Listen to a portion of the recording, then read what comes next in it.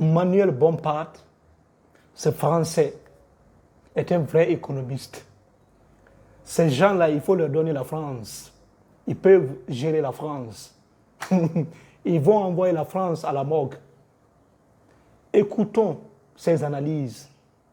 Vous allez comprendre si réellement il comprend la réalité des choses. Si réellement il comprend ce que c'est vraiment l'économie. Ce qu'il dit est extrêmement grave. Écoutons la vidéo. Bon, d'abord, pour nationaliser une entreprise, vous achetez pas 100% de sa capitalisation boursière. Même la moitié, ça fait beaucoup d'argent. Vous êtes au courant. Deuxièmement, il y a eu des mesures de nationalisation en France qui ne se faisaient pas au niveau de la capitalisation boursière, notamment dans les années 80. Pour le reste, mais imaginons que nous sommes sympathiques et que nous faisons, ça fait 70 milliards, c'est ça? Oui. Bon. Total, c'est 100 milliards sur les 10 dernières années de dividendes distribués à des actionnaires, principalement anglo-saxons. Le deuxième actionnaire de Total, personne ne le dit jamais, c'est le groupe BlackRock. Donc, si vous préférez... Il y a 1 million de petits actionnaires aussi de Total. Oui, mais des Français. Oui, mais en pourcentage de capitalisation, ils n'arrivent pas à la cheville du groupe BlackRock. C'est une option que vous envisagez vraiment? Bien sûr, c'est une option tout à fait envisageable. Lui, c'est un vrai économiste. Il faut lui donner la France, il va gérer. Parce que ce sont ces gens de personnes que la France a besoin pour amener cette économie à la morgue. C'est de ça qu'il s'agit. Écoutez ce qu'il dit. Analysons d'abord cette partie. Manuel Bompard, lorsqu'il dit pour nationaliser une entreprise surtout Total, on n'a pas besoin de nationaliser 100% de ses actions. On peut nationaliser une partie. Ça, je suis d'accord.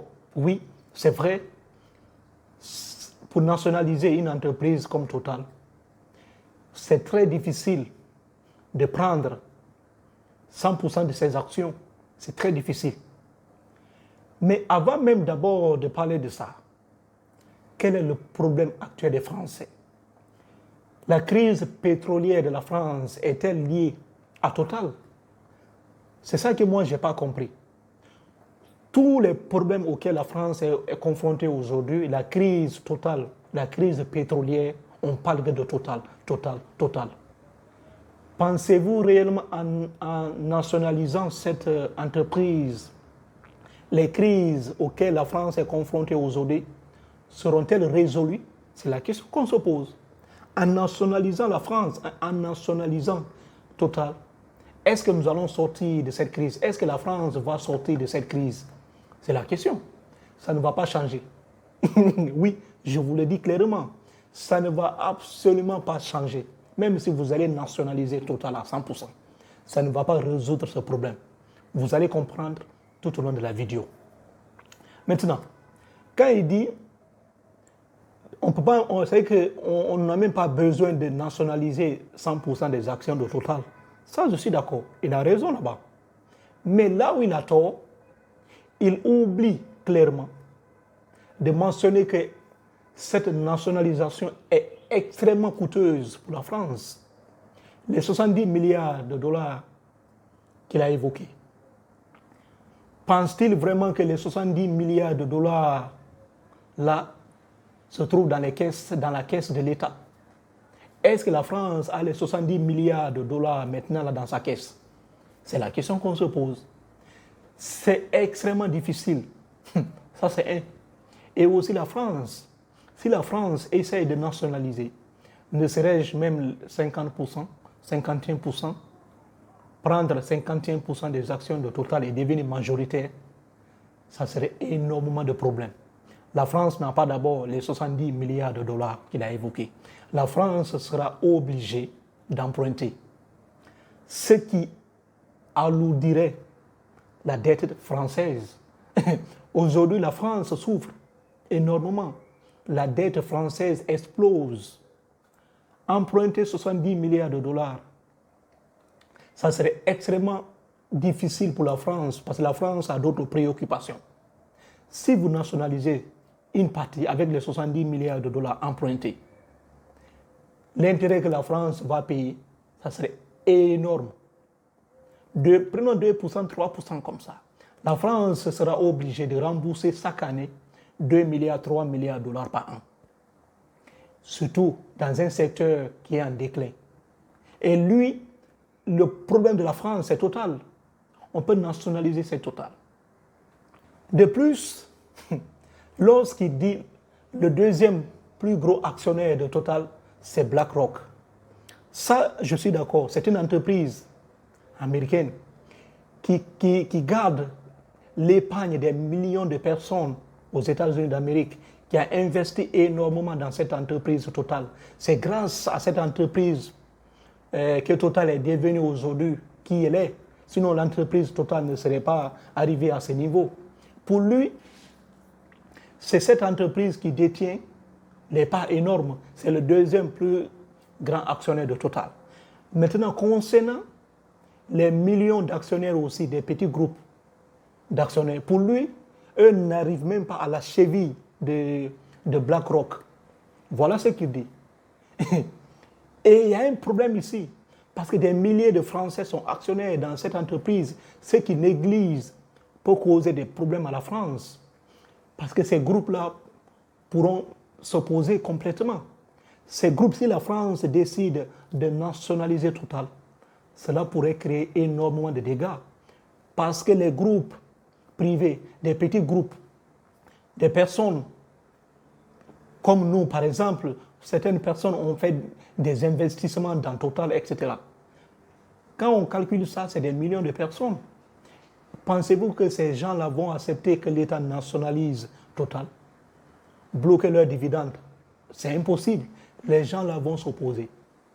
Il oublie aussi de dire clairement que la France, en essayant de nationaliser cette entreprise, cela peut causer énormément de dégâts. Cela peut ternir l'image de la France à l'échelle internationale.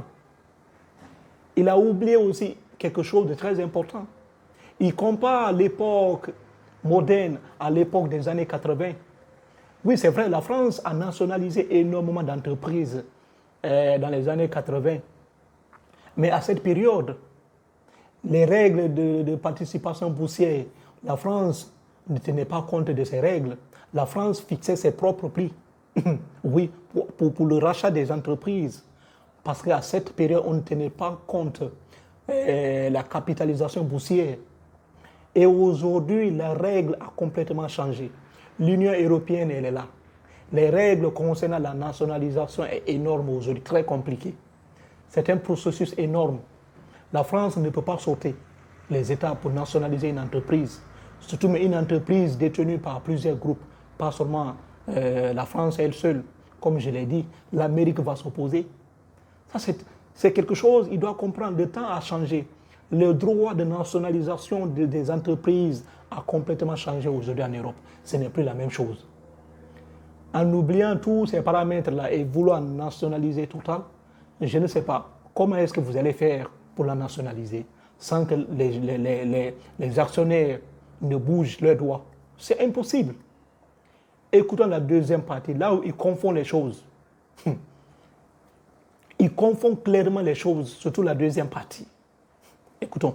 Vous savez, si vous achetez une entreprise et qu'en moins de 10 ans, elle a déjà remboursé le coût de l'achat, c'est plutôt une bonne affaire. Les gens qui nous écoutent, je pense qu'ils le comprendront. Hein. S'ils sont capables, s'ils achètent un appartement et qu'en 10 ans ils arrivent à le rembourser, ils sont plutôt contents. Hein. Donc c'est quelque chose qui sera extrêmement rentable. Et surtout, parce que c'est aussi ça le sujet, c'est pas juste pour régler des histoires avec Total. La question, c'est de savoir est-ce qu'on considère que dans le monde tel qu'il est aujourd'hui, avec la nécessité aujourd'hui de préparer la société de l'après-pétrole, parce que la vérité c'est ça qu'on doit faire. Est-ce qu'on n'a pas intérêt d'avoir une maîtrise le gouvernement stratégique déjà a annoncé des groupes pétroliers? Moi, je pense qu'on en a besoin. Lui, il parle, il se contredit à la fois, quoi. Il parle, il fait des contradictions. Il y a vraiment des hommes politiques en France, il y a des grands économistes, des experts, qu'il faut leur donner le pouvoir pour gérer cette France. Ils vont amener la France à la morgue. Lui, il compare à Total, cette entreprise qui est dans l'énergie, à un appartement. Supposons, vous avez un appartement, vous achetez un appartement à 100 000 euros. Vous louez cette maison, vous donnez en location. Annuellement, par exemple, ça vous rapporte 10 000 dollars. En 10 ans, vous avez déjà rentabilisé, vous avez déjà gagné votre argent investi. Et la maison restera à vous presque à vie, pendant 50 ans, pendant 100 ans. Donc, il compare Total, cette entreprise pétrolière, à un appartement. Je ne comprends pas. À la fin, lui-même, il dit clairement qu'on se prépare à l'après-pétrole. On comprend très bien que le pétrole est presque maintenant à sa fin. Oui. Aujourd'hui, l'utilisation du pétrole va beaucoup diminuer avec le temps. Les gens le savent. Donc, pour lui, quand on fait le rachat de Total, à moins de 10 ans, c'est rentable. Il y a la rentabilité. Il voit le contexte actuel pour généraliser que dans 10 ans, Total sera rentable. Voilà aujourd'hui cet économiste. Et il voit les faits actuels pour conclure que Total sera rentable en moins de 10 ans. Ils vont directement gagner leur argent investi. C'est de n'importe quoi. Le prix du pétrole varie énormément. Il y a des périodes de crise totale. On a vu en 2020, Covid-19. On a vu 2019-2020. Total avait perdu énormément d'argent sur le marché parce que le prix du pétrole avait complètement chuté. Le pétrole est un marché volatile. Ça peut être rentable aujourd'hui et demain, ça peut ne pas être rentable. Quelle assurance avez-vous qu'après 10 ans, vous allez rembourser votre argent investi? Alors toi-même, tu viens de dire encore que on doit préparer l'avenir après pétrole. Il sait très bien que l'avenir du pétrole est maintenant à sa fin. C'est le déclin du pétrole. D'ici quelques années, ça peut basculer à tout moment. Vu l'investissement qui se fait aujourd'hui à travers le monde, la Chine aujourd'hui investit beaucoup dans l'électrique. Beaucoup de nations, même la France, a commencé à investir beaucoup dans l'électrique. Si les gens achètent énormément de voitures électriques, qu'est-ce qui va se passer? La consommation du pétrole va diminuer. Je ne dirais pas que ça va diminuer complètement, mais ça diminue au fil du temps. Si vous achetez aujourd'hui Total à 70 milliards, vous n'avez aucune assurance qu'après 10 ans, vous aurez déjà amorti votre argent. C'est que la probabilité est faible. Il faut le dire ainsi. Voilà cet économiste, ce grand économiste qui veut sauver la France, qui veut essayer de sortir la France dans ce trou très profond. Il faut le suivre. C'est un grand économiste. C'est un expert. Donne-lui la France, il va gérer. Je pense qu'il va gérer très bien cette France. Parce qu'il raconte de n'importe quoi. C'est comme si tous les problèmes auxquels la France est confrontée aujourd'hui, c'est Total. Il oublie même que Total, c'est beaucoup diversifié. Total n'est plus seulement qu'en France aujourd'hui. Total aujourd'hui est partout, est dans beaucoup de pays à travers le monde. Nationaliser une partie de Total, ça serait très difficile, extrêmement aussi coûteux. Parce que ça pourrait même ternir l'image de la France. Les investisseurs étrangers ne vont plus venir en France investir si vous nationalisez Total. Ça va laisser une très mauvaise image de la France à l'international. Qui va venir investir dans un pays où chaque fois on nationalise les entreprises? Si vous nationalisez cette entreprise, vous serez toujours obligé d'acheter le prix de barils de pétrole à l'étranger, ramener ça en France. Si le prix monte à l'international, qui vous a dit que vous allez vendre moins cher le pétrole? À condition que l'État accepte aussi de perdre. C'est de ça qu'il s'agit. La situation est difficile. Voilà les grands experts qui viennent raconter de n'importe quoi. Bref, on va se limiter là. Laissez-moi dans les commentaires ce que vous en pensez. Surtout, abonnez-vous. Si vous vous abonnez, cela va me donner le courage de continuer à vous fournir les meilleures vidéos possibles. J'ai vraiment hâte de vous lire. Merci. Prenez soin de vous.